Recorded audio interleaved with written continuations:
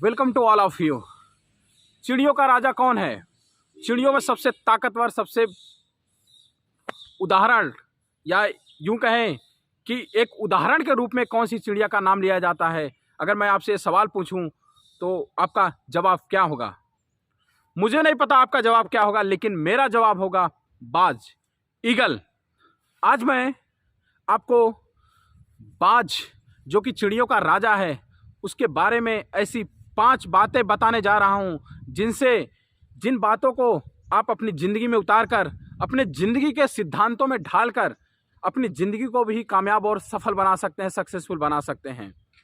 बाज की सबसे बड़ी और सबसे बड़ी खूबी है, जो सबसे अच्छी आदत है, वो ये कि बाज हमेशा अकेले उड़ता है। बाज हमेशा अकेले उड़ना पसंद करता है, रैदर देन चीकड़ियाँ, पीकड़ियाँ, गौरैया, तोता, बिल्ली, कुत्ता, मैना, इन सबके साथ उड़ने से अच्छा बाज को ये लगता है कि मैं अकेला ही उड़ेगा, क्योंकि बाज की जो उड़ने की ऊंचाई है, बाज के जो उड़ने की क्षमता है, वो किसी और पक्षियों में है ही नहीं। बाज को ये लगता है कि या तो मैं उड़ूंगा तो एक बाज के ही साथ उड़ूंगा, या अगर एक बाज की संगत नहीं मिली तो बेहतर है कि मैं अकेले उड़ूंगा, लेकिन मैं ऐसे लोगों की संगत से दूर हटूंगा जिनका स्टेटस ही लो है, जिनका लेवल ही लो है, जो अपनी ज़िंदगी में अपने जीवन में चिकड़ियाँ, पीकड़ियाँ, टिंकड़ियाँ के ऊपर सोच ही नहीं सकते हैं। सो माय डियर फ्रेंड्स, बाज की तरह अपना ऑरा, अपना एटीट्यूड बनाइए।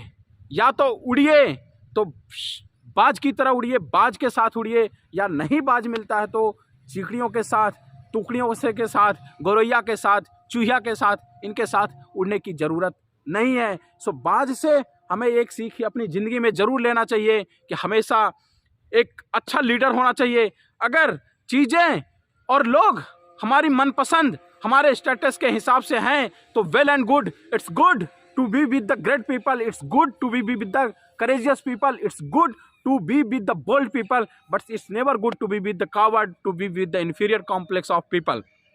So always fly alone. दूसरा सबसे बड़ी सीख बाज की ये होती है, दूसरी सबसे बड़ी खूबी बाज की ये होती है कि बाज की जो दृष्टि, जो निगाहें होती हैं, वो बहुत दूर और बहुत पैनी होती हैं।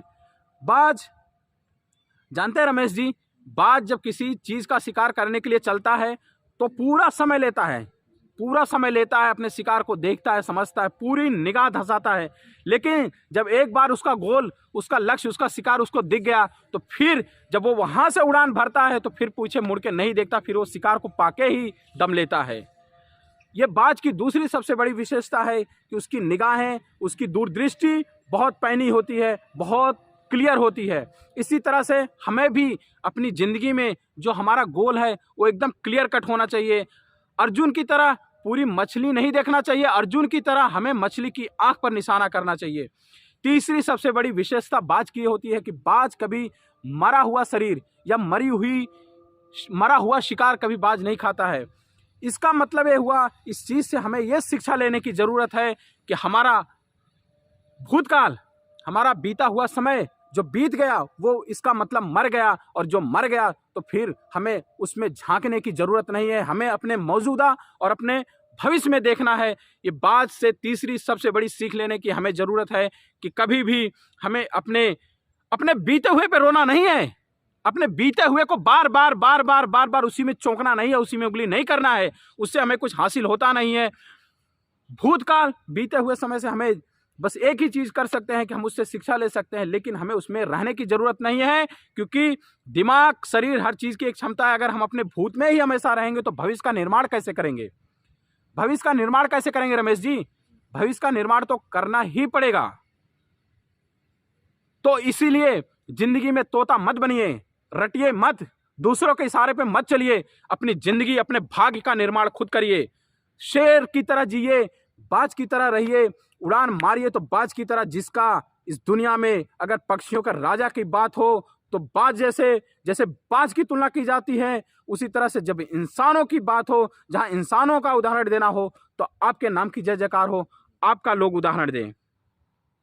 एक जो मेरी खुद की पसंदीदा फेवरेट चीज़ है वो बाज की है कि बाज बाकी जब आंधी तूफान आते हैं, मौसम खराब होता है, जब प्रकृति में भूचाल आता है तो सारे चिड़िया, सारी और जानवर दुबक के चुप करके बैठ जाते हैं।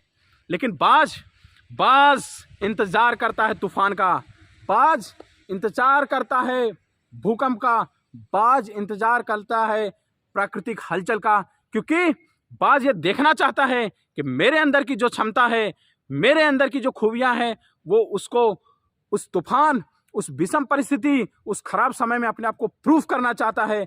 जब तूफान आता है तो बाज उड़ना शुरू करता है। उड़ते उड़ते उड़ते उड़ते तूफान से भिड़ते भिड़ते भिड़ते वो इतनी ऊंचाई पे पहुंच जाता है, इतने ऊंचाई पे पहुंच जाता है कि फिर वहां से तूफान और खराब मौसम ये सब बहुत नीचे रह जाते हैं। फिर वहां से वो शेर की तरह देखता है कि मैं ही ऊपर और बाकी सब नीचे हैं।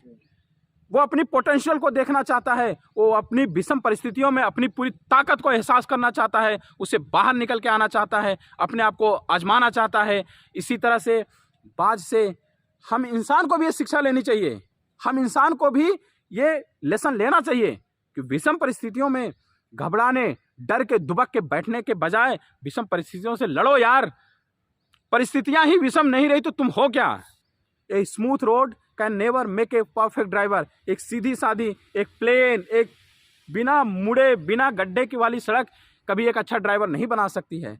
इसी तरह से विषम परिस्थितियों में हमें बाज से सीखने की जरूरत है। 5वीं सबसे बड़ी खूबी जानते हैं क्या है? बाज जब अपने बच्चे के लिए घोंसला बनाता है तो उसमें जितनी भी नरम और हरी भरी घास होती है उसको निकाल निकाल के नीचे फेंक देता है।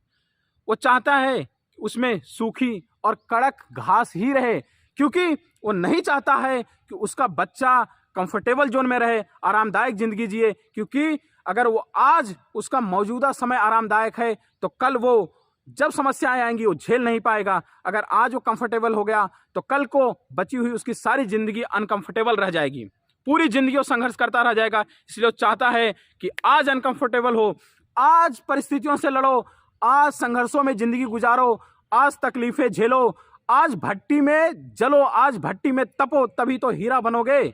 इसीलिए वो कभी भी अपने बच्चे के घोंसले में नरम और हरी घास नहीं रहने देता है। इसलिए the choice is yours my dear friend. साहब, चॉइस आपकी है। या तो आज अनकंफर्टेबल होके बची हुई जिंदगी कंफर्टेबल में बिताइए, बची हुई जिंदगी मजे में बिताइए, या आज ऐशो आराम करके कल को अपनी जिंदगी में समस्याएं झेलने के लिए तैयार रहिए। Thank you.